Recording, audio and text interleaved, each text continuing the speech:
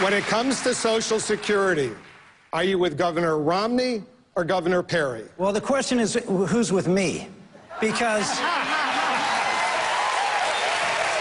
I've been out here talking about, you want to talk about courage to tell the truth, Governor? I was out in 1994 running against a Democratic incumbent in a campaign managed by James Carville. And I went out and talked about Social Security reform. Why? Because I knew this day was coming. And I had the courage to go out and say Social Security is in trouble. And I told a group of young people at LaSalle University that we needed to do something like raising the retirement age. They ran that on TV for 3 weeks prior to the election in the second oldest per capita state in the country. And I still won the election. Why?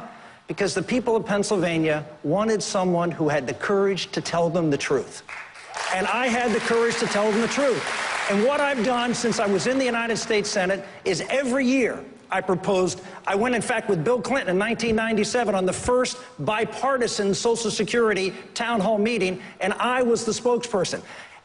A Republican conservative from a blue state out there leading the charge on Social Security. You folks want someone with courage? I've got a track record of courage and a track record of concrete proposals on how to fix this, among some of the things that have been discussed here tonight. Senator, thank you. Senator Santorum, staying on the issue of spending, budget deficits, you voted for the prescription drug benefits for seniors when you were in the United States Senate, costing about $1 trillion. If you had to do it over again, you wouldn't vote for that. But if you were president of the United States, would you repeal prescription drug benefits for seniors under Medicare? I think we have to keep a prescription drug component, but we have to pay for it. In other words, we have to have a program that is funded. Now, the reason that program has actually worked well is it's come in 40% under budget, because it's a program that uses private sector insurance, not government-run, one-size-fits-all health care. If we do that for the rest of Medicare, which is what the Ryan proposal suggests, and something that I proposed, again, years ago, had the courage to go out and lead on this issue, then we would be able to have a prescription drug program, and we'd be able to have Medicare that you choose. The idea that unless we have a government-run, one-size-fits-all Medicare program, that's throwing grandma off a cliff, is people who think in Washington, this president, who believes that they know better than you how to run your life and how to purchase your health care. I trust you. I trust the American people. That is the greatness of our country. What is your position on the Federal Reserve? Should it indeed be audited and be held accountable by the American people? Senator Santorum. I agree with an audit of the Federal Reserve. I believe that what we should do with the Fed is to make it a single charter instead of a dual charter. I think the second charter that was instituted that had it be responsible for increasing employment and dealing with that leads to a fundamental distrust among the American people that they are taking their eye off the ball, which is sound money. They should be a sound money Federal Reserve. That should be their single charter, and that is it. With respect to some of the questions that were asked in the last segment on the economy, I would just say this. Some people say that Barack Obama's economy is a disaster. My feeling is it would have to make a dramatic improvement just to be a disaster. What we need to do is have a pro-growth plan that can pass the Congress with Democratic support, and as Newt mentioned, be able to rally the American people. What the American people want is a policy that's going to get people the opportunity to rise in society, to fill that great middle of America. And that is manufacturing jobs. That's why my plan takes the corporate tax, which is 35%, cuts it to zero, and says if you manufacture in America, you aren't going to pay any taxes. We want you to come back here. We want you to have Made in America stamped on your plate.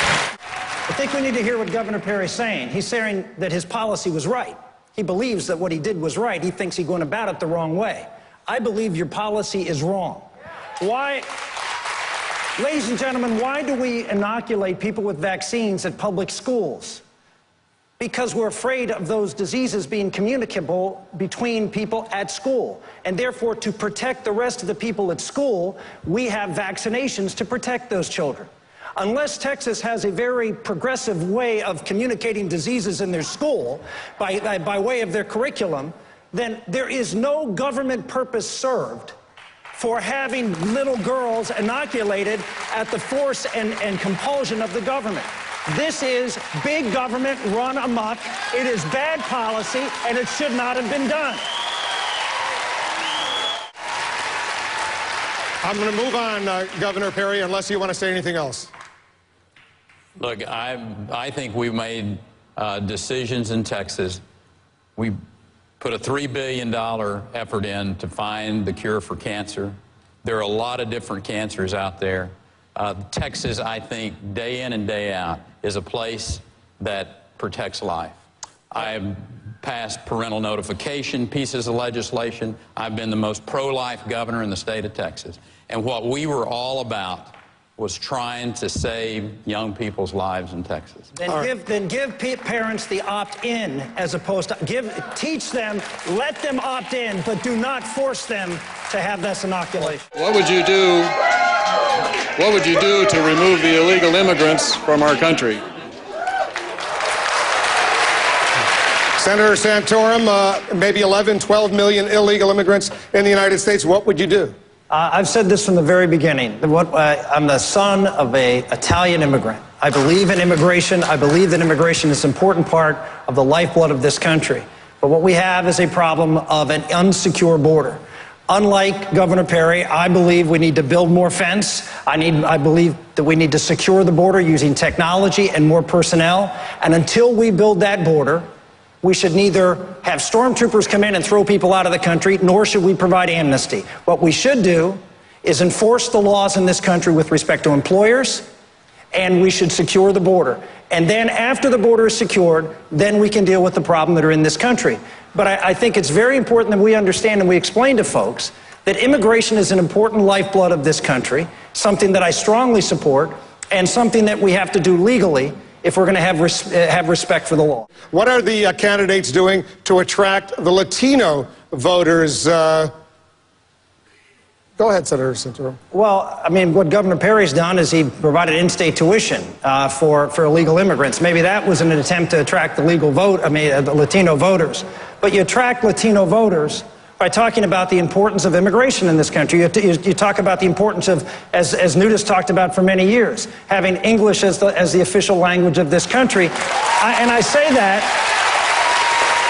as again, my father and grandfather came to this country not speaking a word of English, but it was the greatest gift to my father to have to learn English so he could assimilate into our society. We are a melting pot, not a salad bowl, and we need to continue that tradition.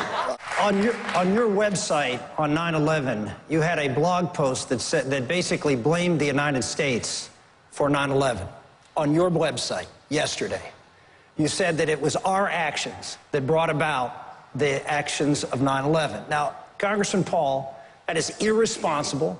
A president of the United States running for someone who's running for the president of the United States in the Republican Party should not be parroting what Osama bin Laden said on 9/11. We should have, we are not being attacked, and we were not attacked because of our actions. We were attacked, as Newt talked about, because we have a civilization that is antithetical to the civilization of the jihadist. And they want to kill us because of who we are and what we stand for. And we stand for American exceptionalism. We stand for freedom and opportunity for everybody around the world. And I am not ashamed to do that. 30 seconds, Mr. Paul. As long as this country follows that idea, we're going to be under a lot of danger. This whole idea that the whole Muslim world is responsible for this and they're attacking us because we're free and prosperous, that is just not true. Osama bin Laden and Al-Qaeda have been explicit. They have been explicit, and they wrote and said that we attacked America because you had bases on our Holy Land in Saudi Arabia. You do not give Palestinians a fair treatment, and you have been bombing. I didn't say that. I'm trying to get you to understand what the motive was behind the bombing. At the same time, we had been bombing and killing hundreds of thousands of Iraqis for 10 years. Would you be annoyed? If you're not annoyed, then there's some problem.